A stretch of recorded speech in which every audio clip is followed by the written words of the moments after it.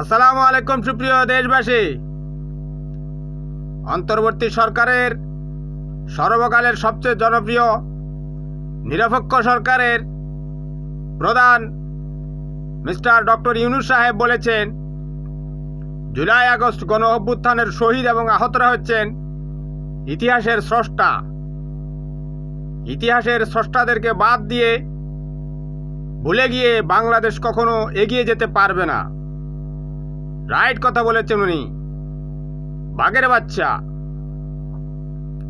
কারণ এই বিপ্লবীরা, এই গণ অভ্যুত্থানকারীরা রক্ত দেওয়ার কারণেই, জীবন দেওয়ার কারণেই মিস্টার ডক্টর ইউনূস আজ প্রধান উপদেষ্টা। তিনি বলেছেন, আপনাদেরকে তো আমি চিনি না, কিন্তু জুলাই আগস্ট গণ অভ্যুত্থানের কারণে আমরা কাছাকাছি চলে এসেছি।